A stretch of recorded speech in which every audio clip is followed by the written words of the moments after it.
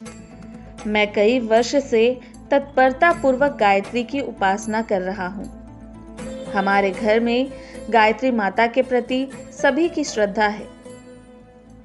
गायत्री संबंधी पुस्तकें पढ़ने के बाद यह विश्वास हुआ कि मनुष्य के लौकिक और परलौकिक कल्याण के लिए उस महामंत्र का साधन करना बहुत आवश्यक है। सुनते हैं कि ऐसे अनेकों महात्मा हुए जिन्होंने गायत्री का तप करके बड़ी ऋषि सिद्धि प्राप्त की है। उनमें से अनेकों में भूत भविष्य का ज्ञान तथा दूसरों को लाभ पहुंचाने की, यहाँ तक कि प्राण बचाने तक की भी शक्ति आ जाती है। बहुत से लोग इन बातों पर सहसा विश्वास नहीं करते क्योंकि उन्हें इसके लिए प्रत्यक्ष उदाहरण दिखाई नहीं पड़ते। पर मैं अपने घर में ही ऐसा उदाहरण देखा है जिसके कारण यह विश्वास दृढ़ हो जाता है कि माता को आत्मसमर्पण करने वाले साधक निसंदेह सब कुछ प्राप्त कर सकते हैं और सर्वसमर्थ बन सकते हैं। कुछ महीने पहले की बात है। मेरी धर्मपत्नी कुएं से पानी भर कर लाई। घर में ही कुआं है।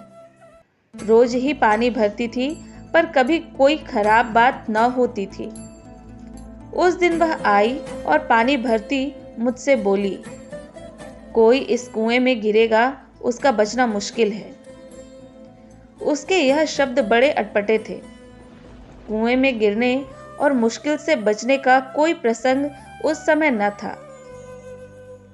मैंने उसकी बात को बेतुकी और मूर्खतापूर्ण समझकर अनसुना कर दिया। कुआं बने मुद्दतें हो गई हैं। उसमें कभी कोई नहीं गिरा तो अभी कोई उसमें कैसे गिरेगा, और गिर भी पड़ेगा तो मुश्किल से बचेगा। इस बात की कोई संगति न थी। स्त्रियां अक्सर उटपटांग बातें सोचा करती हैं। अपनी इस सहज मान्यता के कारण मैंने उसकी बात पर कुछ भी ध्यान नहीं दिया और अनसुनी करके अपने काम के लिए चला गया।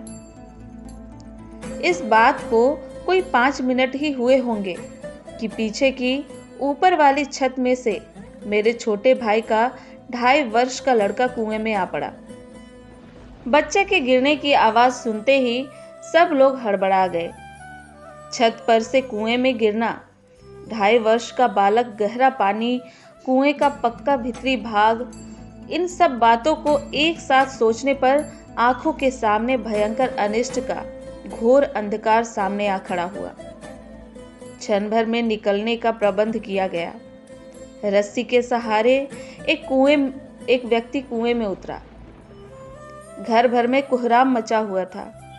सबकी आंखें उस कुएं में उतरने वाले व्यक्ति पर लगी हुई थी। मैं गायत्री माता से करुणामयी प्रार्थना कर रहा था कि माता, आज सहायता करो, किसी प्रकार बालक के प्राण बचाओ। रोने धोने वाले घर के सब लोग भी गायत्री माता का ध्यान कर रहे थे। कुएं में घुसने वाला व्यक्ति नीचे पहुंचा। उसने आवाज दी कि बालक बिल्कुल अच्छा है, अभी ऊपर आता है। बच्चे को ऊपर निकाल लिया गया। देखा तो सबके आश्चर्य का ठिकाना न रहा। उसको कहीं खरोच भी न आई थी। प्रसन्नता और संतोष के सबके चेहरे खिल गए। इस घटना को कोई दूसरी दृष्टि से देखना चाहे तो देख सकता है, पर मेरी दृष्टि में इसमें माता की कृपा का चमत्कार छिपा हुआ है। स्त्री को किसी के कुएं में गिरने की पूर्व सूचना अकारण नहीं है। वह कहती थी कि मुझे बिल्कुल ऐसा लग रहा था कि मानो कोई अब तब इस कुएं में गिरने ही वाला है। संभवतः उसकी आत्मिक पवित्रता के कारण उसे भविष्य की घटना का पूर्वाभास हो गया था। इतने ऊंचे से गहरे जल में 2.5 वर्ष के बच्चे का गिरना और उसका अछूता हंसना, खेलना, निकलना हम लोगों के ऊपर देवी अनुग्रह का विशेष चिन्ह ही है। हम लोगों की साधना बहुत स्वल्प है।